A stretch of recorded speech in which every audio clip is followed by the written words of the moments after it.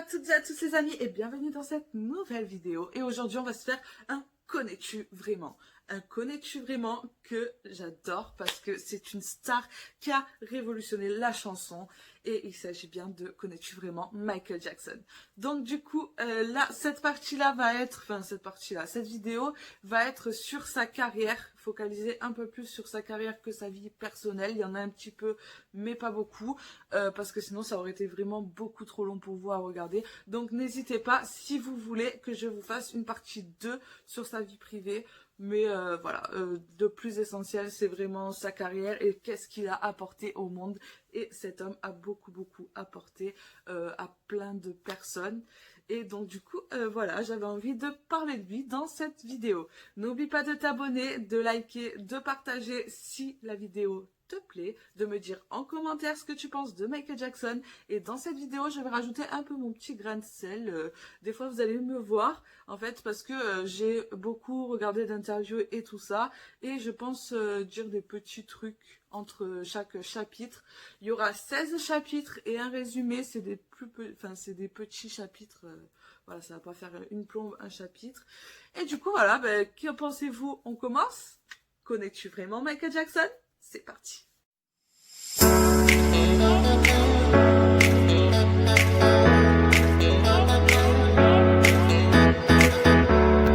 Et surtout, abonne-toi et active la cloche pour manquer aucune de mes nouvelles vidéos. Chapitre 1. 1958, sa famille. Michael est né le 29 août 1958. Il est le 7e enfant d'une famille composée de 9 enfants. Leur père Joseph travaille dans une aciérie pendant que leur mère Catherine Esther Screuze s'occupe de leur éducation. Les Jackson vivent dans une petite maison dans la ville de Gary, située dans une banlieue de Chicago dans l'Indiana.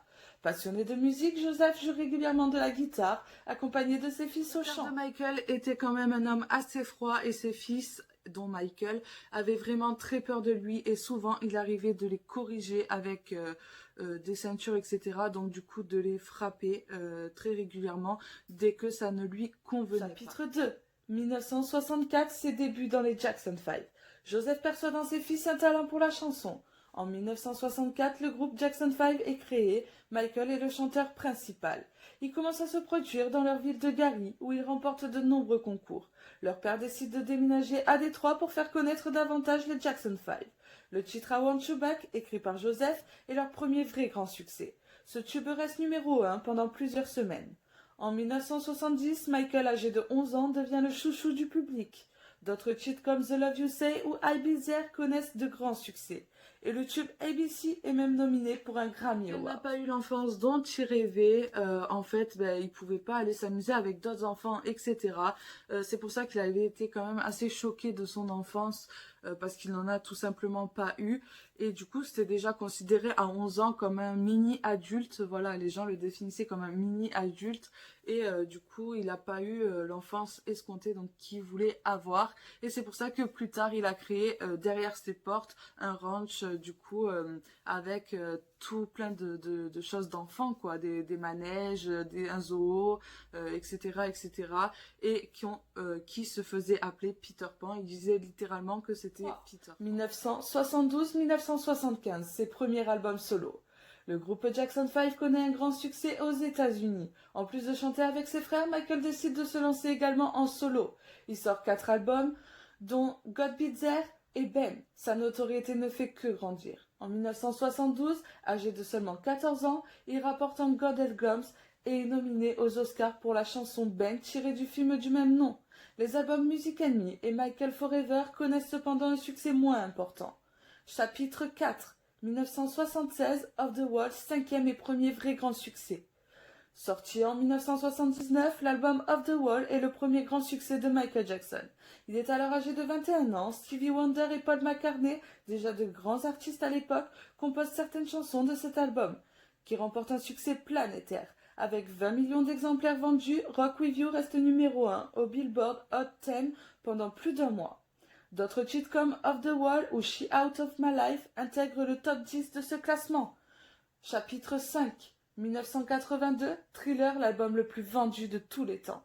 Malgré le succès mondial de son album Off the Wall, Michael n'est pas nominé pour l'album de l'année, ce qui n'est que partie remise avec l'album Thriller qui connaît un succès fou avec plus d'1 million d'albums vendus en moins d'un mois et 10 millions sur un an. Sorti en 1982, Thriller reste dans les sommets des classements pendant 2 ans, dont 37 semaines comme numéro 1 au classement Billboard. Meilleure vente des albums aux États-Unis, il s'est vendu entre 1982 et 1996 25 millions d'exemplaires aux États-Unis et 20 millions d'exemplaires dans le reste du monde. Thriller est d'ailleurs reconnu par le livre des records comme l'album le plus vendu de tous les temps. Les estimations parlent aujourd'hui de 65 millions d'exemplaires vendus. Dans le clip novateur Thriller, chiffré à 1 million de dollars, Michael apparaît comme un loup-garou et un mort-vivant, ce qui choque à l'époque. D'autres clips comme Billie Jean ou Beat It apparaissent comme de véritables révolutions de la chanson. Ce sont de véritables mini-films avec de nombreux effets spéciaux. Avec Thriller, 8 grands succès aux American Music Awards et 8 aux Grammy Awards. Le 20 novembre 1984, il gagne son étoile au milieu des autres stars sur Hollywood Walk of Fame, symbole de la notoriété. Michael avait du vitiligo, donc du coup c'est une maladie de peau qui rend la peau, qui rend des taches blanches, donc différentes de sa couleur de peau.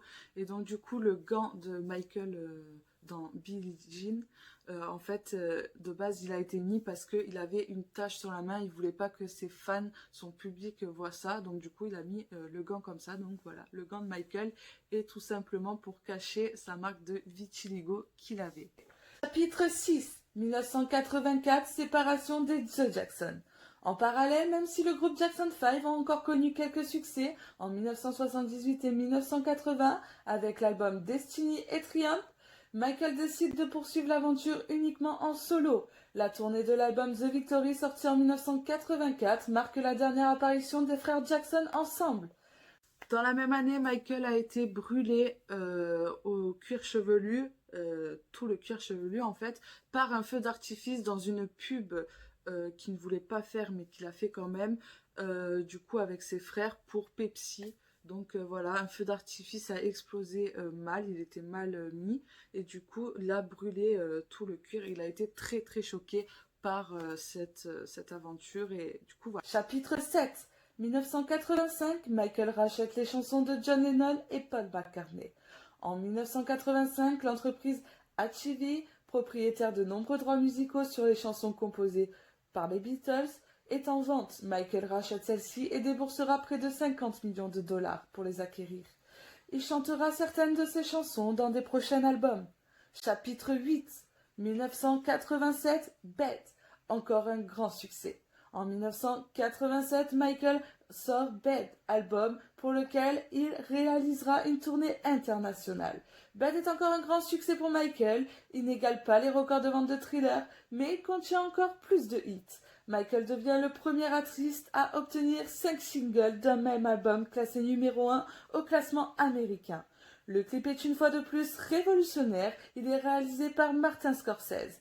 Il sort également un film, Moonwalker. Moonwalker devient le film musical le plus vendu de tous les temps, dépassant même Thriller. Bad normalement devait se faire en duo avec Prince. Du coup, Michael avait demandé à Prince de faire le duo avec lui, mais Prince a refusé parce qu'il avait trouvé la chanson trop vulgaire, parce qu'au début, il dit « The bird is mine », ça veut dire « ton cul est le mien », et du coup, il a vraiment pas voulu faire cette chanson, mais ça a été quand même un des plus gros succès de Michael.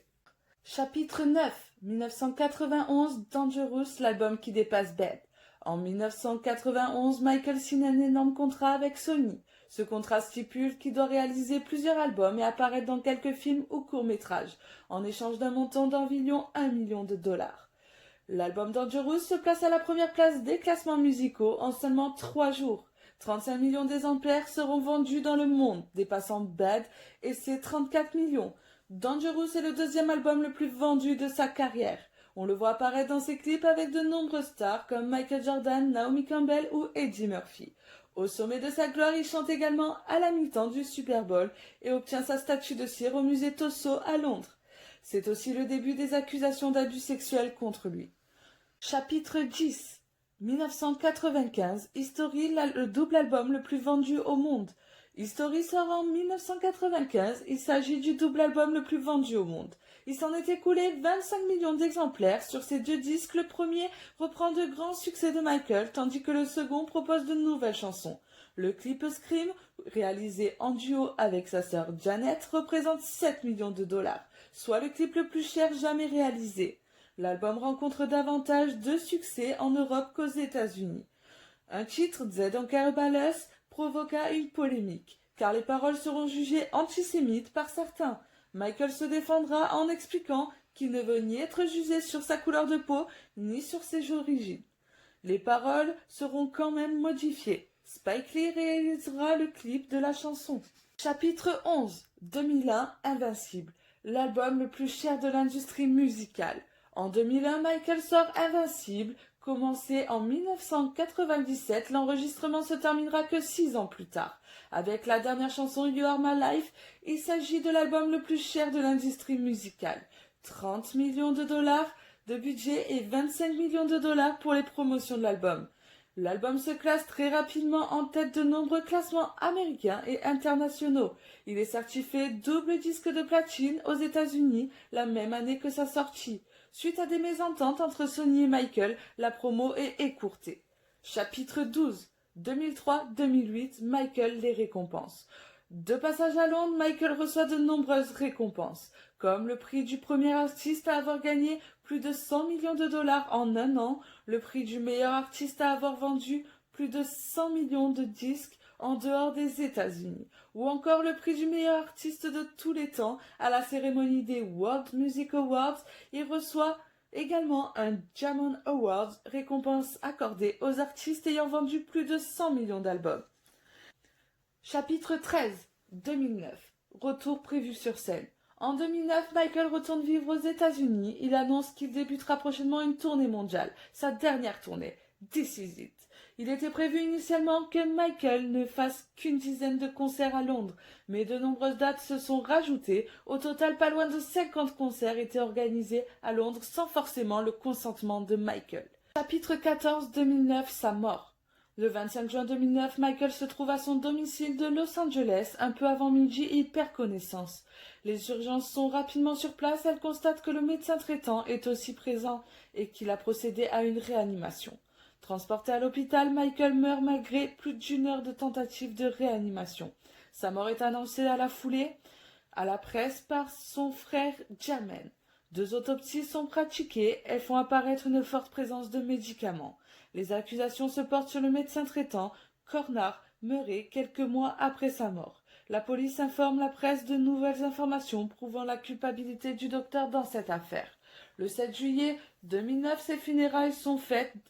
De nombreuses personnalités ainsi que les proches de Michael se sont succédés sur la scène pour lui rendre un dernier hommage. L'événement a été diffusé dans le monde entier. La tombe de Michael est au Forest Lawn Memorial Park en Californie. Chapitre 15, le point final. Michael a été marié 2 fois, en 1994 avec Lisa Marie Presley jusqu'en 1996 et avec Debbie Rowe en 1996. Elle est d'ailleurs la mère de ses 2 premiers enfants, Paris et Prince. Le divorce est lancé en 1999, puis Michael a un 3e enfant surnommé Blanquette par une mère porteuse inconnue. Son image a souvent été ternie par les médias sur sa vie privée, ses chirurgies esthétiques, son mode de vie jugé excentrique et par ses 2 plaintes pour abus sexuels sur mineurs, qui n'a abouti à aucune condamnation. Je vous laisserai dans la description une vidéo traduite en français du coup pour que vous compreniez les paroles de la chanson Childhood. Michael a dit que c'était sa chanson la plus autobiographique pour essayer de le comprendre, pour essayer de comprendre du coup ce qu'il aimait et tout ça. Donc je vous laisse aller voir Childhood. C'est sa chanson qui dit vraiment la plus autobiographique pour lui et c'est vraiment une très très belle chanson. Je vous laisse aller. Résumé. Michael est reconnu comme l'artiste le plus titré de tous les temps. Il est la figure principale de l'industrie du spectacle et il est l'une des plus grosses icônes culturelles du monde entier. C'est et ça restera le roi de la pop. Voilà les amis, cette vidéo touche maintenant à sa fin. J'espère qu'elle vous aura plu. J'espère que vous avez appris quelques petits trucs. Même si, bon, Michael c'est connu, donc du coup, c'était dur de faire des trucs que vous connaissez vraiment pas. Mais je pense qu'il y a quand même quelques petits trucs que vous connaissez pas. Donc voilà, n'hésitez pas à me dire en commentaire ce que vous en avez pensé. N'oubliez pas de t'abonner, de liker, de partager. Et je vous fais de très gros bisous et vous dis à très vite pour une prochaine vidéo.